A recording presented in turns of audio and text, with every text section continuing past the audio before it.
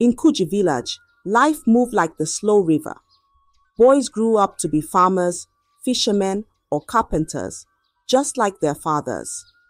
The girls, after secondary school, would marry young and start families, cooking and caring for their children. The people of Kuje didn't know about university. It was like a dream they had never heard of. To them, education ended after secondary school, and that was enough. Parents were happy as long as their children could read and write. They didn't ask for more because they didn't know more. Life in the village was steady, like the sun rising and setting every day. This is how it had always been, how it was for years. But something was coming, something that would shake the quiet life of Kuje. A change was in the air, like a storm about to roll in. The village didn't know it yet, but life would never be the same again. One bright, sunny day, Kuje village buzzed with excitement. From far away, a group of city students came for an excursion. They arrived with big smiles, fancy clothes, and shiny shoes. The villagers had never seen anything like it. The students walked tall, holding their books in one hand and talking about life in the city. Their words sounded like music to the villagers' ears. "Look at how they walk," the villagers whispered. "Look at how they talk." The students showed them many strange and interesting things. They talked about the big machines they used in the city, machines that could build houses and make farming easier. They showed the villagers how they studied with the help of those machines. Everyone's eyes were wide with wonder. The chief, standing tall with his walking stick, couldn't believe it. He looked at the students and said to himself, "This is how our children should be." The whole village was thinking the same thing. For the first time ever, the idea of sending their own children to the city for university crossed their minds. The city students stayed for only a short time, but they left something behind: hope. The villagers now dreamed of a future where their children would go beyond the village, beyond secondary school, and reach for something greater. They wanted their children to wear fancy clothes, walk tall, and become wise, just like those city students. The villagers gathered under the big iroko tree to talk about this new dream of theirs. The men rubbed their chins, the women whispered to each other, and the children sat close, listening wide-eyed. They all agreed, one child must go to the city and learn the ways of the world. But who would it be? They looked around, thinking hard, and then someone spoke up: "Folake." And the others nodded, for everyone knew Folake was no ordinary girl. Her beauty was like the sun shining after rain, bright and pure. She was clever too, with quick eyes that noticed everything. She was kind, always helping her mother, always laughing, always making the elders smile. "Yes, Folake," they said, their voices growing stronger. "She will be the one to make Kuje proud." So, the villagers gathered their gifts for Folake's journey. The women packed food: dried yams, ground pepper, a little palm oil. The men pooled what little money they had, every kobo they could spare. And, like a river flowing with love, they showered her with blessings. The old women placed their hands on her head, whispering words of strength and protection, filling her heart with courage. "Go, Folake," they said. "Remember us. Make us proud." And with a heart full of hopes and dreams from the whole village, Folake left Kuje, her small bag clutched tightly, her mind buzzing with thoughts of the city. As she walked away, the villagers watched, waving and wiping tears from their eyes, sending her off with all their dreams riding on her small shoulders. When Folake stepped into the city, it was as if she had entered a whole new world. Buildings stood tall like giant trees, cars whizzed by like birds, and the streets were full of people. each with their own path and purpose. Folake's eyes were wide with wonder and her heart beat with both excitement and fear. School was a strange place at first, but Folake was quick to learn. She studied hard, always raising her hand, always listening carefully. Soon her teachers noticed her bright mind, and her classmates saw her kind smile. She wasn't just a girl from a faraway village. She became their friend. Folake met a girl named Toshi, who became her best friend. Toshi knew every corner of the city and showed Folake the way around. She taught her which paths to take, which foods to eat, and even how to avoid the city's many dangers. With Toshi by her side, Folake felt a little more at ease. But life in the city was not easy. The money Folake's village sent was little, just enough to buy a few things. Some days she would go to bed with a rumbling stomach, her mind drifting back to Kuje, where her family and the village had given all they could to support her. "I must not fail them," she whispered to herself each night, holding on to the small hope they had placed in her heart. And so, Folake carried on, balancing the city's challenges with her village's dreams, her spirit as strong as a young tree, swaying but unbroken. At first, Folake thought her new school was filled with kind faces like her friend Toshi, but soon she learned that not all faces wore smiles. Some students, especially those with polished shoes and fancy clothes, began to notice that Folake dressed differently. She wore her simple Ankara dresses, each stitch a reminder of her village, her family, her people. To her, they were clothes of pride, but to them, they were strange and out of place. They began to whisper as she walked past, their voices sharp as thorns. "Look at her," they'd murmur. "She's just a village girl." Some of the girls laughed behind her, covering their mouths with their manicured hands. "Doesn't she know how to dress in the city?" Each word stung like a bee's sting, small but piercing. Folake tried to hold her head high, to ignore their laughter and hurtful words. She would walk quickly, hoping the day would end soon, hoping that tomorrow would be better. But each day, the whispers grew louder and the laughter turned into taunts. They began calling her village girl, as if it were her name, each word echoing in her mind. Some of the boys teased her too, nudging each other and smirking as they saw her in her simple clothes. They'd block her path, their eyes cold. "Go back to where you came from," they sneered. "You don't belong here." Folake's heart grew heavy, and the loneliness wrapped around her like a shadow that wouldn't leave. But Folake was no stranger to hardship.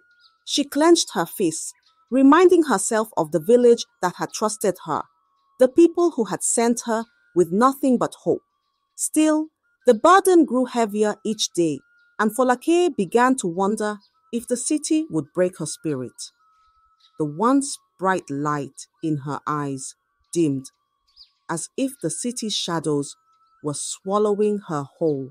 As time passed, Folake couldn't help but notice something odd about her friend Toshi. Though Toshi's family didn't have much, she always seemed to have money, new shoes, snacks, and the latest dresses.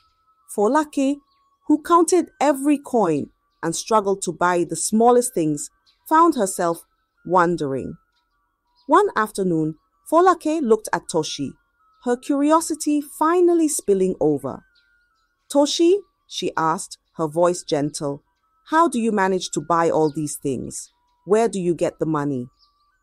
Toshi only laughed, a quick, light sound, brushing the question away with a wave of her hand. "Ah, Folake, don't worry about it," she said, smiling. "Just a little hustle here and there."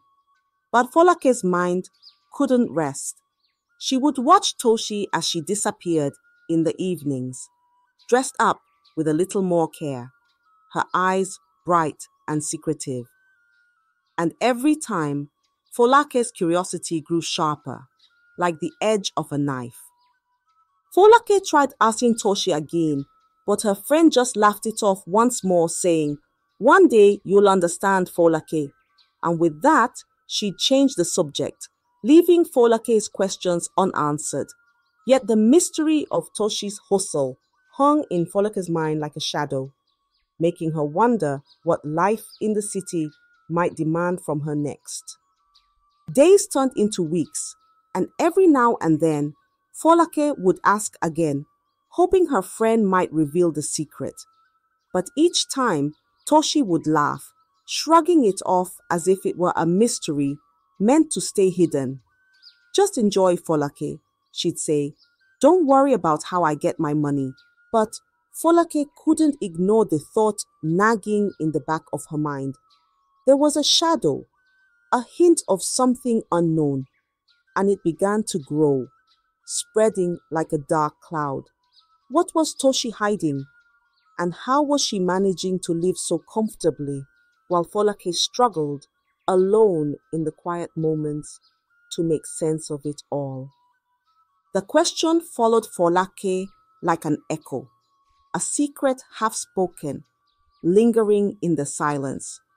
She couldn't shake the feeling that this was just the beginning of something she couldn't yet see, something hidden deep in the heart of the city. Time slipped by like sand through her fingers, and Folake's small stash of money soon ran dry.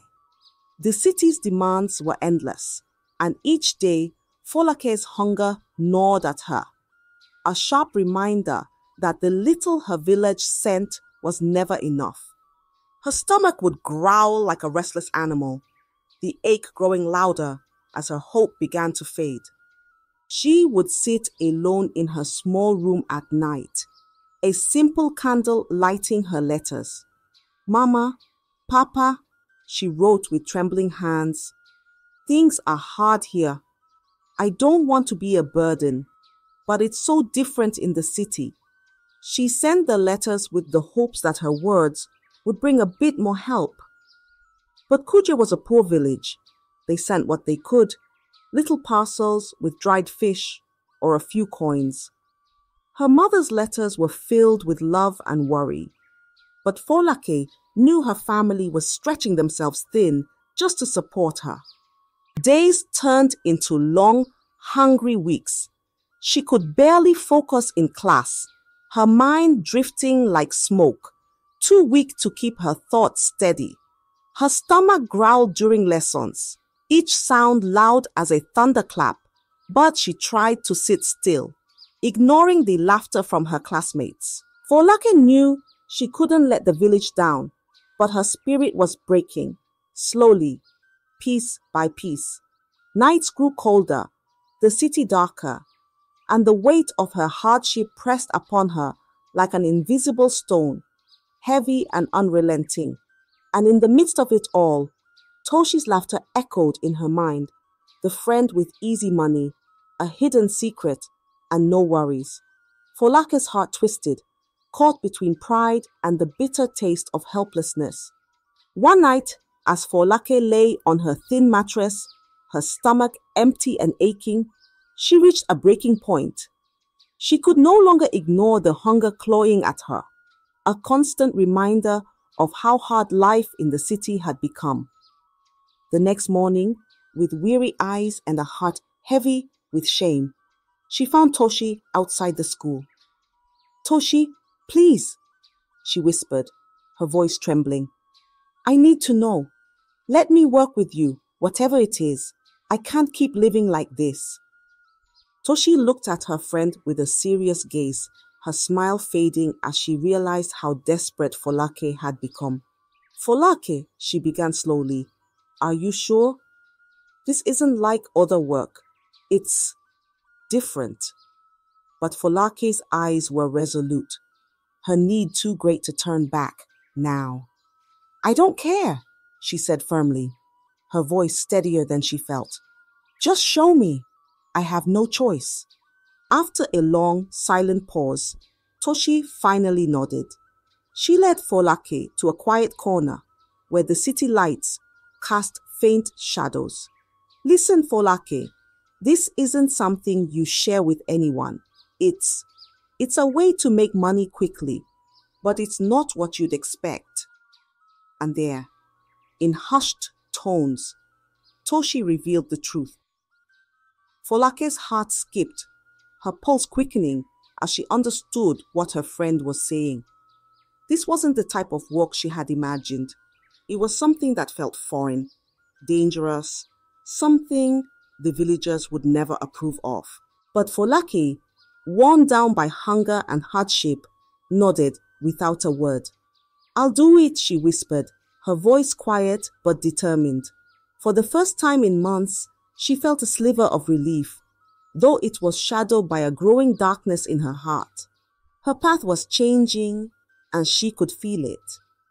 But there was no turning back now.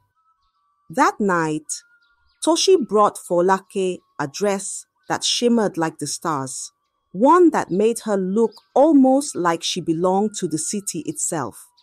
Toshi painted her face with colors Folake had never worn before, and when she looked in the mirror, she barely recognized the girl staring back.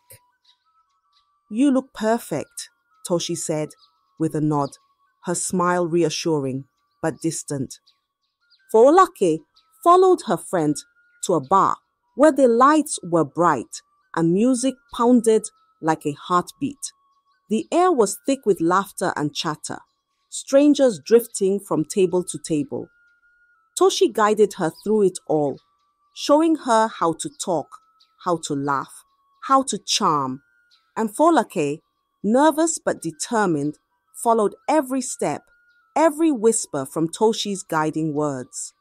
As the night wore on, Folake found herself sitting with a man who handed her money, more than she had ever held in her life.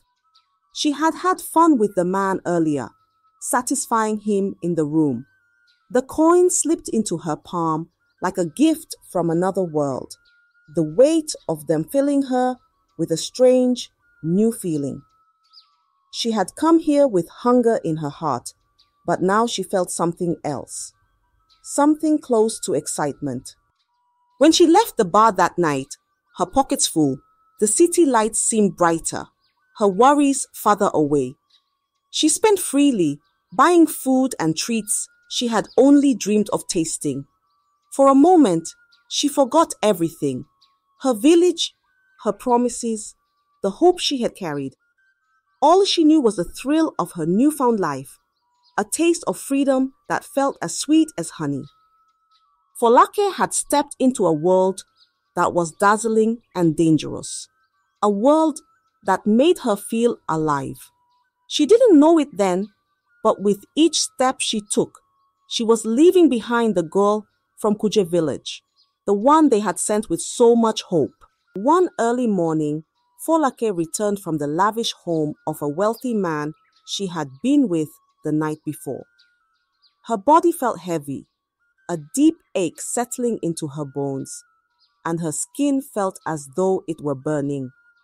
She brushed it off as a mild sickness, just the exhaustion of late nights, she thought, and perhaps a touch of fever. She slipped into bed, hoping rest would ease the strange weakness that clung to her like a shadow. But when Folake awoke, the weakness was still there. Days passed, and she grew more tired with each one, her body feeling as if it was slipping away from her control.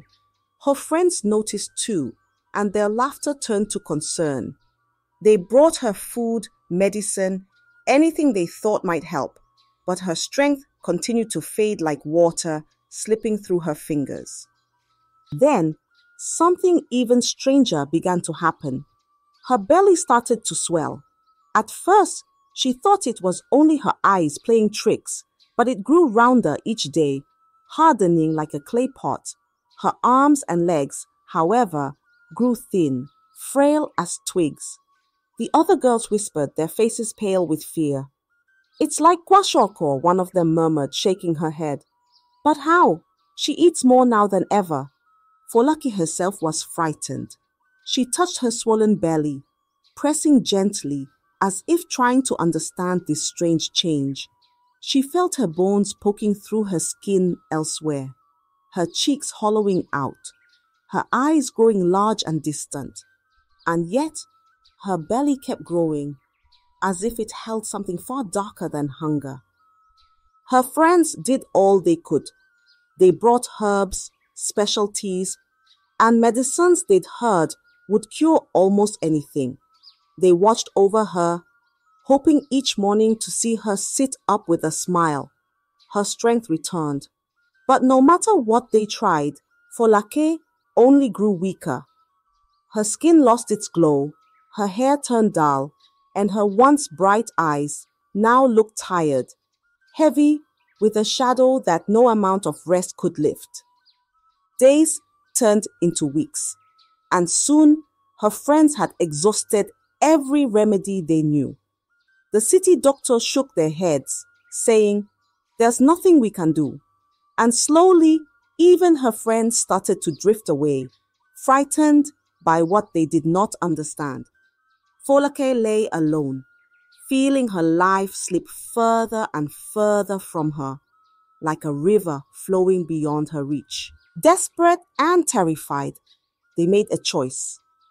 "We must take her back to the village," they whispered among themselves, nodding with determination.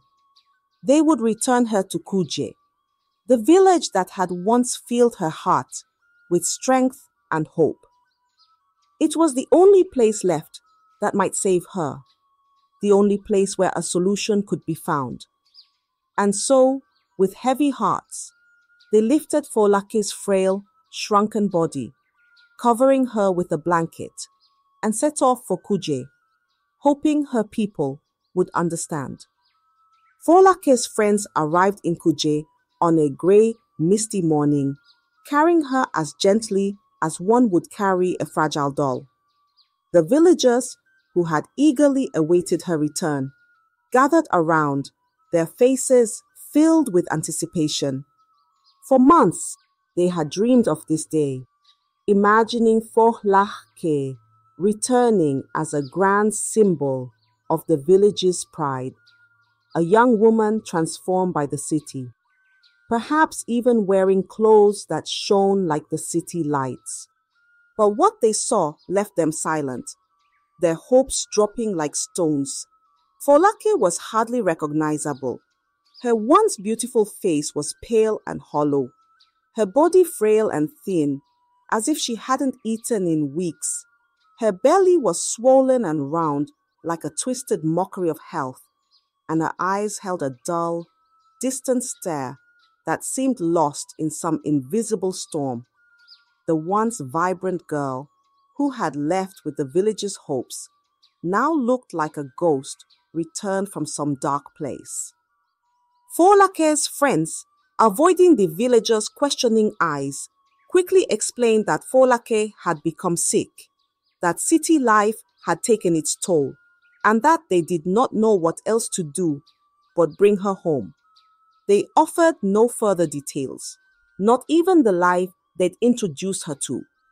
Each word heavy and clipped, and without another glance, they turned and left, hurrying back to the world they knew, leaving Kuje and Folake's fate behind them. The villagers looked on in shock and sorrow, murmuring among themselves, confusion and sadness blending in their voices. This is not our Folake," someone whispered, hardly able to believe the sight. Her parents stepped forward, trembling, and knelt beside her frail figure, tears welling in their eyes. They had sent a young, strong girl with dreams as wide as the sky, and now before them lay a shadow of that same child, broken, weak, and silent. And so the village gathered around her in silence, each person grappling with their disbelief and sorrow. Folake lay on a woven mat in the village square, surrounded by familiar faces, each one heavy with concern. Her frail body shivered as she looked around, seeing the warmth and sadness in the eyes of the people who had sent her to the city with so much hope. With trembling lips, she spoke, her voice barely a whisper, but carrying the weight of 1,000 regrets. Life in the city was hard, she began, her eyes fixed on the ground. The money you sent, it was never enough. I tried to manage, but hunger became my constant shadow. Her voice cracked as she continued, each word cutting her like a knife.